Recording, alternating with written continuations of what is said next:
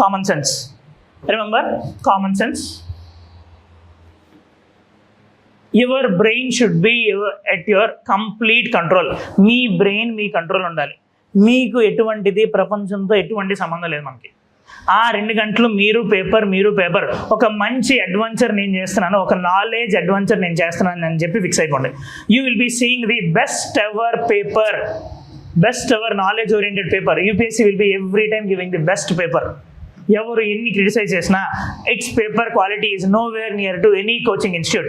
నా ఒక 2 గంటలు మీరు ఒక పేపర్తో ఫైట్ చేస్తున్నాను, వార్ చేస్తున్నాను అనుకోండి. నా అలా చేస్తున్నప్పుడు వార్ చేయాలి అని అంటే పక్కాగా మన కంట్రోల్లో మన బ్రెయిన్ ఉండాలి కదా. కామన్ సెన్స్ ఎప్పుడు కూడా మీ కంట్రోల్లో ఉండాలి. నా say for example me brain బాగుంది అని అనుకుందాం, మీ బ్రెయిన్ యాక్టివ్గా ఉంది అనుకుందాం. Once read this question. GST గురించి ఈ క్వశ్చన్. జిఎస్టీ ఇంప్లిమెంట్ అయిన తర్వాత ఏం జరుగుతుంది? Most likely advantages. It will enormously increase the growth and size of the economy of India and will enable it to overtake China in the near future. ఎంతైనా చైనాని మనం అంత ఈజీగా దాటేయగలమా? జిఎస్టీ అనేది ఒక్కటి తీసుకొచ్చినంత మాత్రాన చైనాని ఎలా అంటే ఇలా దాటేస్తామని చెప్పండి in the near future? Obviously not కదా. ఇది ఎంత ఎగ్జాగరేటెడ్ స్టేట్మెంట్. నౌ సి, మీరు ఒకవేళ అప్పుడు మీ మైండ్ కామన్ సెన్స్ ఆలోచించకపోతే ఇలాంటిది ఎక్కడైనా ఉందేమో అదేమో ఇదేమో అని అనుకుంటారు. If you really apply your logic and common sense, ఇది పక్కాగా రాంగ్ అని మీకు తెలుసా తెలీదా?